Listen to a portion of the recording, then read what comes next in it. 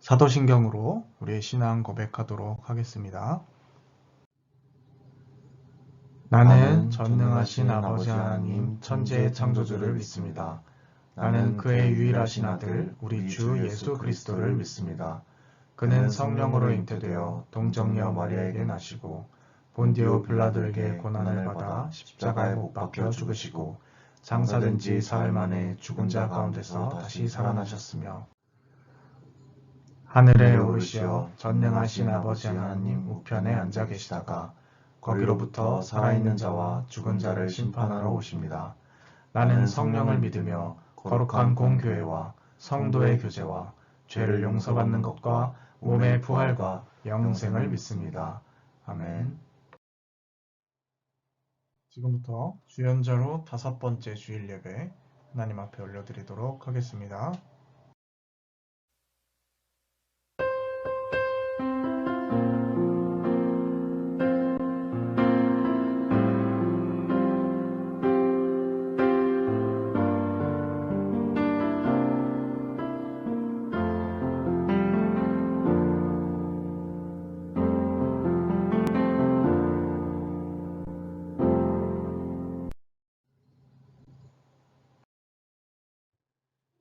주의 빛과 주의 진리를 보내시어 나를 인도하시고 주의 거룩한 산과 주께서 계시는 곳에 이르게 하소서.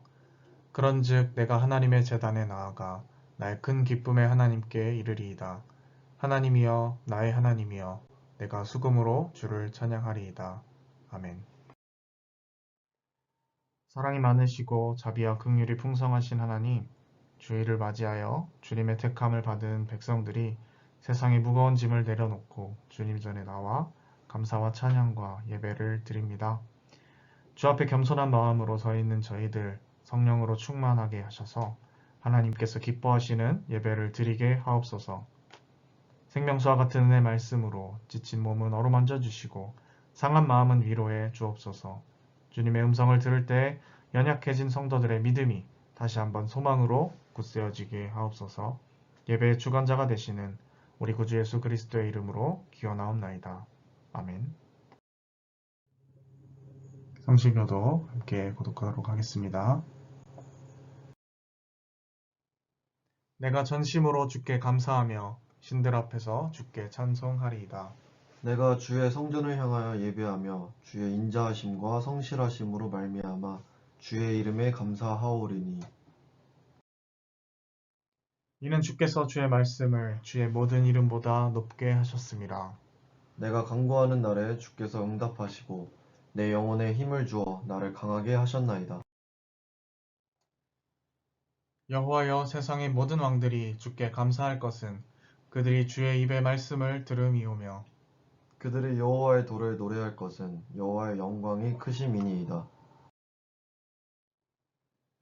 여호와께서는 높이 계셔도 낮은 자를 굽어 살피시며 멀리서도 교만한 자를 아심이니이다.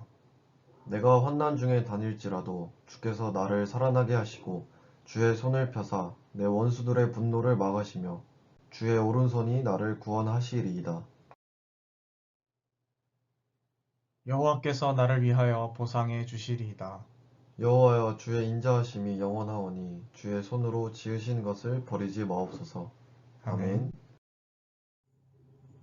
한 주간을 돌아보며 공동으로 낭독하며 드리는 기도의 시간입니다.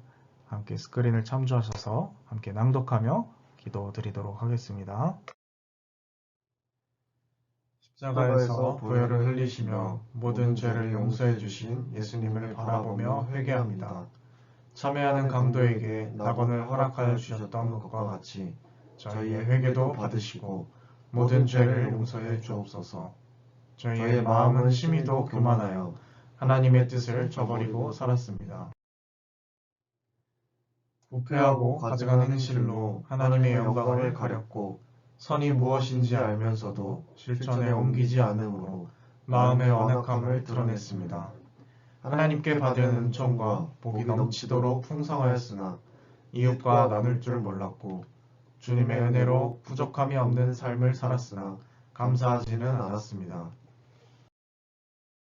돌아보니 저희가 생각하는 것과 말하는 것과 행하는 것이 죄가 아닌 것이 없었습니다. 자비로우신 하나님, 우리의 어리석음과 완악함을 용서해 주옵소서.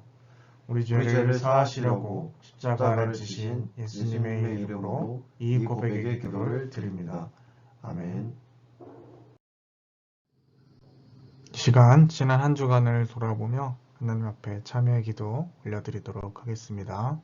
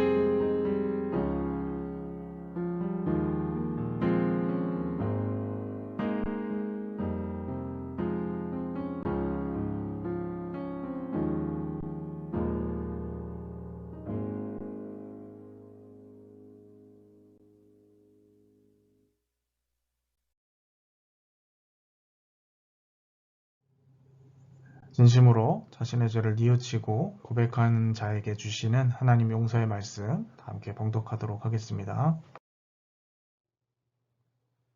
자기의 죄를 숨기는 자는 형통하지 못하나 죄를 자복하고 버리는 자는 불쌍히 여김을 받으리라. 아멘. 찬양 왕 대신 주께 하나님 앞에 올려드리도록 하겠습니다.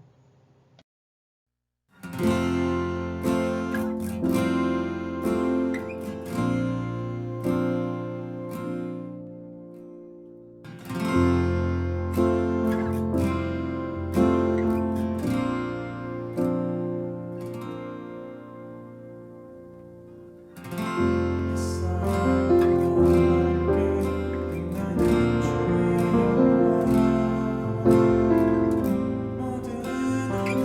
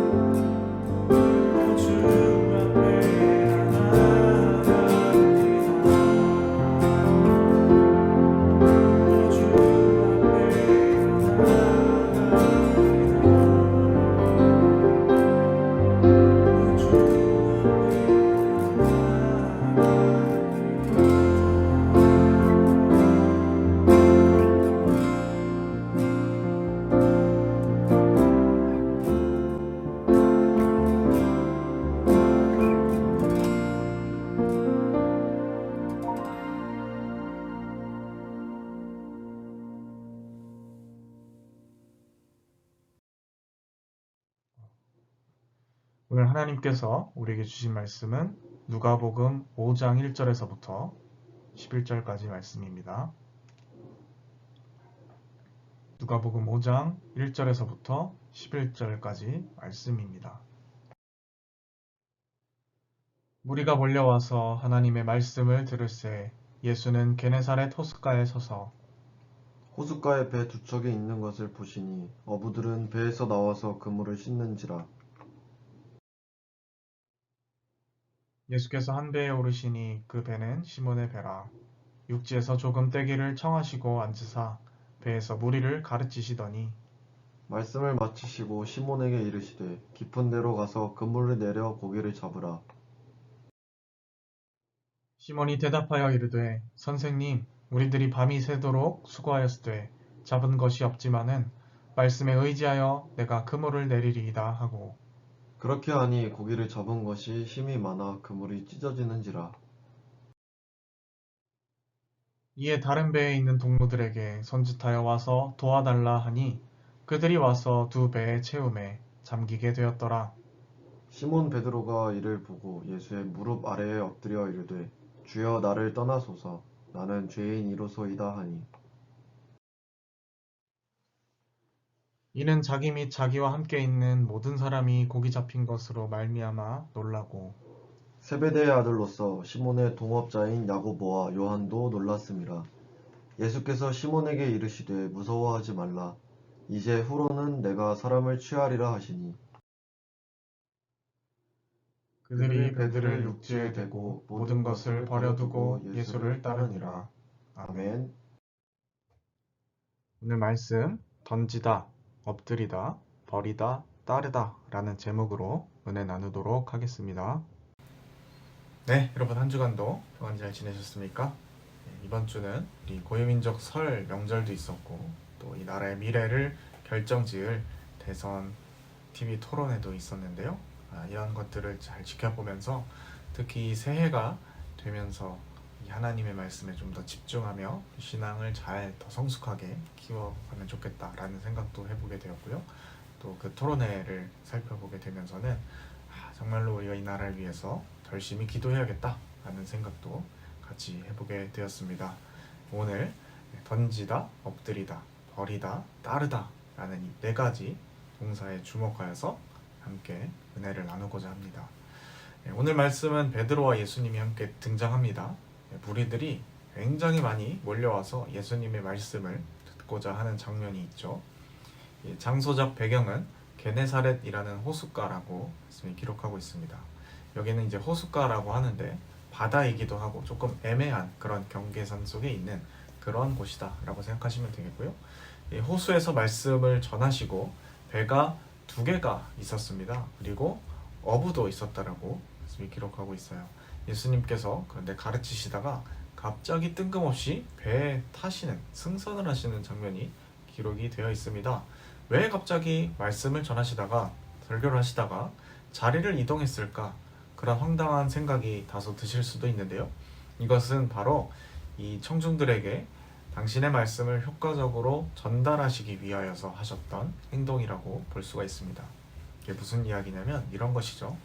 예수님 시대에는 마이크가 없었습니다. 그래서 많은 사람들이 잘 들리게 할 수 있는 그러한 방안으로 물가를 등지고 말씀을 전하신 것입니다. 이게 낮이냐 밤이냐에 따라서 좀 차이가 있겠습니다만은 이 낮에는 바람이 해안에서 육지 쪽으로 통상 바람이 붑니다. 왜냐하면 바람은 온도가 낮은 곳에서 높은 곳으로 불거든요. 저도 천상 이 문과생인지라 헷갈려서 검색을 좀 해봤습니다. 원래 알기는 하지만 그래도 정확한 과학적 지식을 바탕으로 설명을 드려야 설교에 대한 이제 신뢰도가 높아지겠죠. 그래서 한번 검색을 해본 것을 토대로 말씀을 드렸습니다. 그래서 낮에는 뒤에 호수나 바다를 등지고 이야기할 때 이 바람이 부는 방향과 일치하기 때문에 이 효과적으로 소리가 훨씬 잘 전달이 될 수가 있는 것이죠. 재미있는 것은 예수님께서 이 말씀을 전하시고 그 마이크를 대체할 수단으로만 이들에게 배에 오를 수 있도록 협조를 구하신 것이 아니었다라는 것입니다.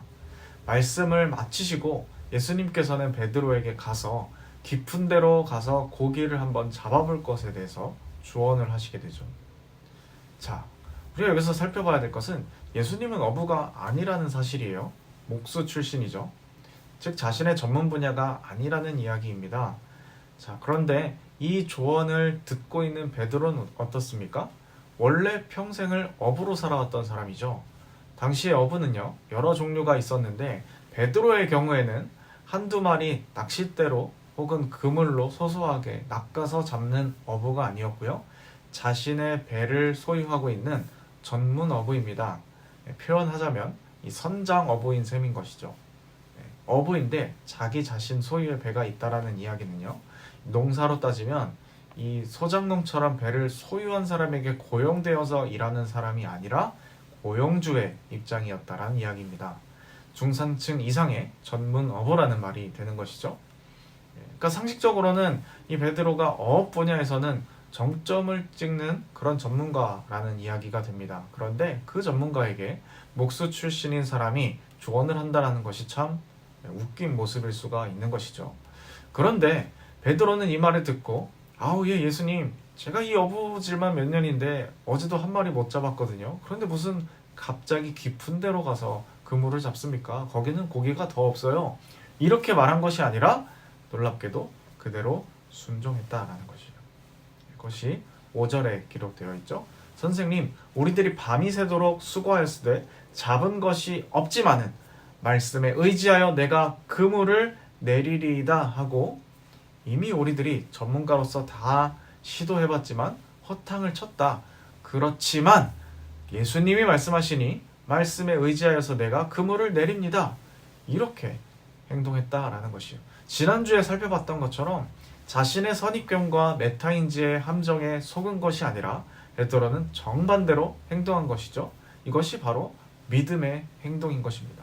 그랬더니 그 결과가 어떻습니까? 정말 대박이 났죠. 그물이 찢어질 정도로 잡혔다라고 말씀이 기록하고 있습니다. 그것도 한 배가 모자라서 옆에 있는 배까지 동원하여서 잡았는데도 가라앉을 정도로 이 고기가 가득 잡힌 거예요. 완전 초대박이 난 거죠. 잭팟이 터진 겁니다. 그런데 중요한 것은 무엇입니까? 이 상황에 대한, 이 현상에 대한 베드로의 반응이에요. 여러분, 베드로는요, 눈앞의 대박에 집중하지 않았습니다. 와, 이제 이 예수님이랑 동업하면 와, 진짜 정말 속된 말로 쩔겠는데? 예수님 동업하시겠습니까? 일은 우리가 다 할게요. 30대 70 어떻습니까? 고기 많이 잡힐 장소만 지정해주세요. 이런 식의 생각이 아니라 베드로는 어떻게 행동합니까? 예수님 앞에 엎드려서 주여, 저는 죄인입니다. 나를 떠나소서. 이렇게 반응합니다. 자, 이 말을 어떻게 합니까? 덜덜 떨면서. 덜덜 떨면서 하는 거예요. 그리고 전에는 예수님께 선생님이라고 불렀던 베드로가 바로 이 현상을 겪고 나서 지금은 예수님을 보고 주여라고 부르고 있습니다. 호칭도 바뀐 거죠. 자, 여러분, 이것이 무엇을 의미할까요? 여러분, 이 행동과 이 말은요, 사람에게 하는 표현이 아닙니다.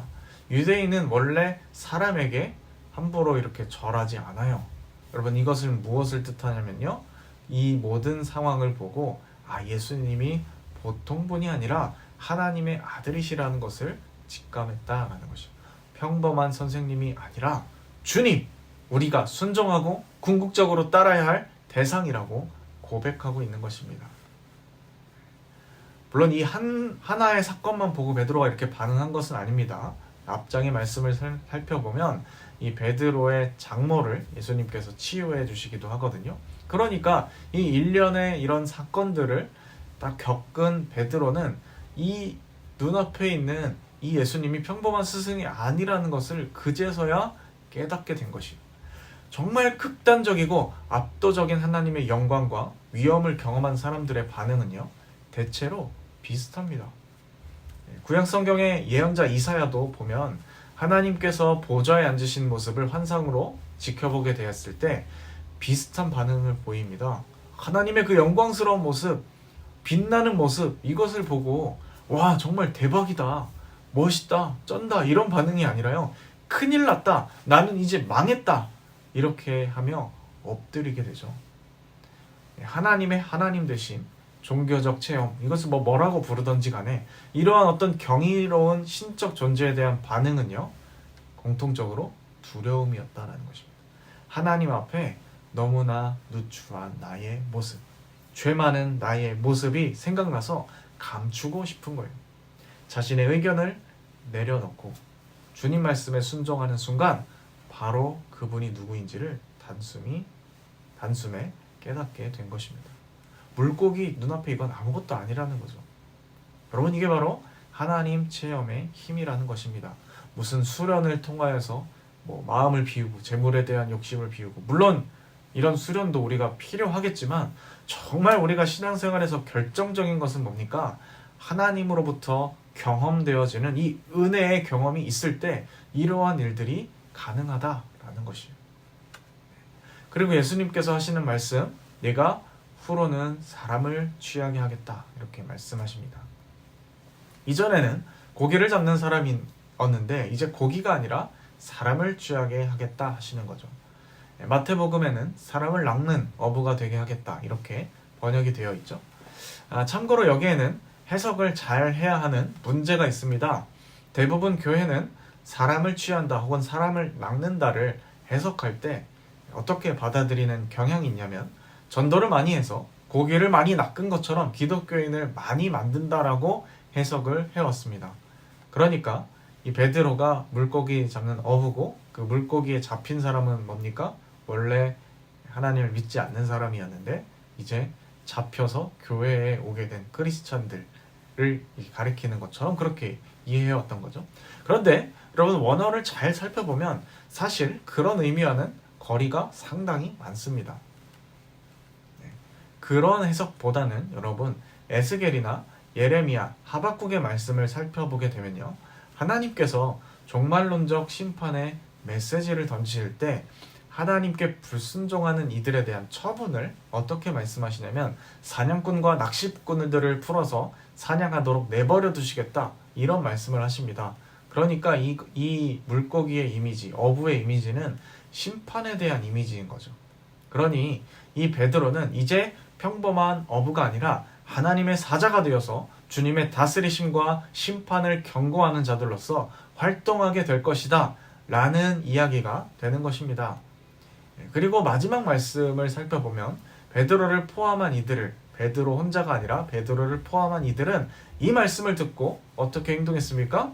배들을 우선 지금 배 위에 떠 있으니까요, 육지에 정박시킨 다음에 모든 것을 다 버려두고 주님을 쫓았다 라고 기록하고 있습니다. 정말 중요한 것이 뭡니까? 예수님 말씀 잘 들어서 순종을 했더니 와, 왕대박이 났다, 그러니 예수님 말씀을 잘 들어야 된다, 이겁니까? 아니죠. 베드로와 그 일행에게 중요한 것은 물고기 대박이 아니었다라는 것이에요. 우리가 이것을 주목해야 합니다. 그분이 바로 우리의 평생의 모든 것을 다 바쳐도 아깝지 않을 하나님이시다라는 것이었죠. 물론 순종도 중요하지만 더 중요한 것은요, 진리이신 주님을 알아보고 거기에 과감히 자신의 모든 것을 걸 수 있는 믿음입니다. 그러나 우리는 자꾸 물고기를 더 잡게 해달라는 식의 기도를 드릴 때가 많죠. 이것이 우리의 함정입니다. 교회도 마찬가지예요. 사람을 낚는 어부, 대박! 그러니 교회에 전도 많이 해와라. 어찌 보면 이 모두가 이러한 어떤 욕망의 한 통속 안에 있는 것일지도 모르겠습니다. 정말 중요한 것은 이들이 모든 것을 그냥 그대로 다 버려두고 예수를 따랐다라는 것이에요. 자신의 생업에 꼭 필요한 배를 버렸습니다. 그물도 버렸습니다. 또 시장에 팔면 정말 큰 돈을 벌 수 있는 그 대박난 고기들 다 버리고 그들은 주님을 따릅니다. 여러분, 이것이 바로 진리에 대한 반응이라는 것이죠. 그러나 여러분, 헷갈리지 않아야 할 것이 있습니다. 그것은 바로 우리가 해야 할 어떠한 신앙적 책임 혹은 반응이 있고요, 하나님께서 우리에게 베풀어 주시는 은혜가 있는데 이 둘 중에 뭐가 우선하냐라는 거예요. 여러분, 그 둘 중에는 항상 은혜가 우선한다 라는 사실입니다. 무슨 얘기냐? 베드로가 대박난 고기에 주목을 하지 않고 예수님께 가서 무릎을 꿇고 기꺼이 자신의 모든 것을 버리고 주님을 따른 것은 바로 예수님께서 대단한 분이심을 알아봤을 때 자연스럽게 일어난 반응이라는 것이죠. 우리의 물고기를 버려야 합니다. 우리의 것을 내려놓아야 합니다. 이것이 먼저가 아니었다라는 것이에요. 물론 베드로도 대단한 점이 있었어요. 예수님을 선생님이라고 부를 때도 그 주님의 말씀에 순종했죠. 그러나 한 직종의 전문가가 자신에게 엄청난 대박이 난 이 모든 상황을 벗어버리고 포기하고 주님을 따랐다라는 것은 그냥 할 수 있는 것이 아니라는 겁니다. 은혜가 필요합니다. 여러분, 은혜가 필요합니다. 그래서 여러분, 은혜를 사모하시길 바라요. 하나님의 은혜를 사모하고 베드로처럼 순종하는 자에게 하나님께서는 언제든지 자신을 드러내실 준비가 되어 있습니다. 오늘 우리 말씀의 제목처럼 함께 우리가 던지다, 엎드리다, 버리다, 따르다 이 네 가지 동사에 주목하여서 예수님을 만난 베드로의 이야기를 살펴보았습니다. 우리 역시 예수님을 믿지만 왠지 모르게 고기만 바라보거나 다른 것에 우리의 시선이 빼앗겼다면 다시 주님을 바라보고 그 은혜에 집중할 수 있었으면 좋겠습니다. 그리고 주님 말씀에 따라 그물을 던질 줄 아는 우리가 되었으면 좋겠습니다. 그리고 더 나아가서 주님께 엎드리고 주님을 따를 수 있는 우리가 되었으면 좋겠습니다. 모든 것을 위한 하나님의 은혜 늘 사모하면서 말씀을 가까이 하나님과의 접촉점을 더 많이 만들 수 있다면 우리가 반드시 이러한 베드로가 정말 인생의 모든 것을 바꾸는 그런 경험을 한 그것이 우리의 것이 될 수 있을 줄로 믿습니다. 기도하겠습니다. 하나님 아버지, 오늘 함께 우리가 베드로의 이야기를 살펴보았습니다. 베드로가 했던 네 가지 동작들, 던지다, 엎드리다, 버리다, 따르다, 이것의 의미가 무엇인지 함께 살펴봤습니다. 저희들 혹시 눈앞에 고기를 쫓는 삶을 살아왔다면 다시금 말씀 앞에 우리에게 필요한 은혜가 무엇인지를 점검하고 하나님의 그 은혜를 우선적으로 구하며 멋지게 살아갈 수 있는 저희들이 될 수 있도록 도와주옵소서. 주님께 순종하며 주님께 따르며 우리의 것들을 버리고 주님을 온전히 쫓는 저희들 되기 원합니다. 우리 인생에 다시 한번 우리에게 찾아와 주셔서 강렬하게 만나 주시고 베드로의 인생을 송두리째 뒤바꿨던 그러한 사건이 우리의 것이 될 수 있도록 하나님 역사하여 주옵소서. 주께서 인도하실 줄 믿사오며 이 모든 말씀 예수님의 이름으로 기도드립니다. 아멘. 이 시간 우리의 삶을 결단하며 또 우리의 소유 일부를 하나님 앞에 봉헌 드리도록 하겠습니다. 예수로 살리 함께 찬양 올려드리겠습니다.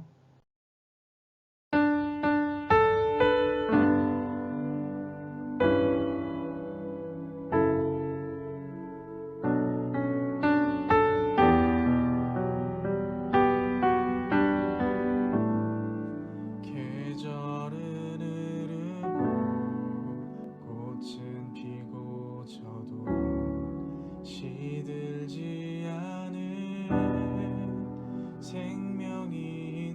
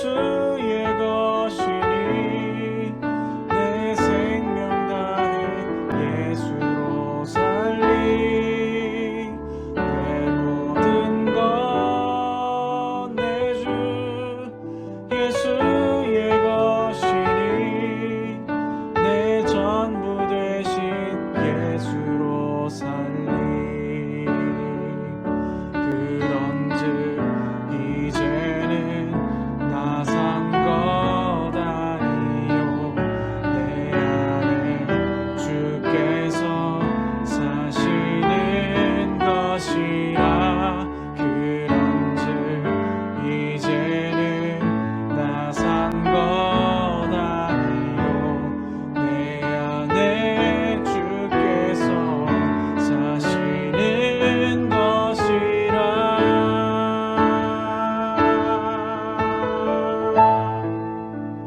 나의 삶은 내 주 예수의 것이니 내 생명 다해 예수로 살리 내 모든 것 내 주 예수의 것이니 내 전부 되신 예수로 살리 내 전부 되신 예수로 살리 내 전부 되신 예수로 살리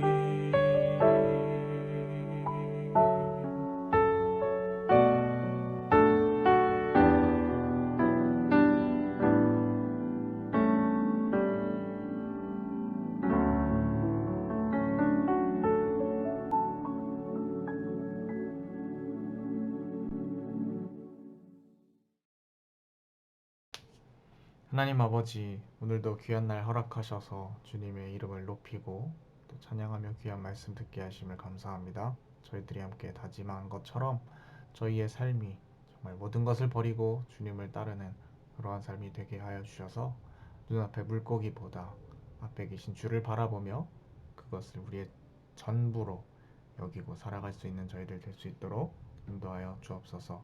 함께 하실 줄 믿사오며 이 모든 말씀 예수님의 이름으로 기도드립니다. 아멘. 축도로 모든 예배 순서 마치도록 하겠습니다. 지금은 우리 구주 예수 그리스도의 은혜와 하나님 아버지의 극진하신 사랑하심과 성령의 인도 역사 충만케 하심이 오늘 함께 말씀을 듣고 베드로처럼 던지고 엎드리고 버리며 주님을 따를 수 있는 저희들이 되기를 소망합니다. 그렇게 다짐합니다. 마음속에 고백하는 주님의 자녀들, 백성들 머리머리 위에 지금부터 영원까지 함께 하시기를 축원하옵나이다. 아멘.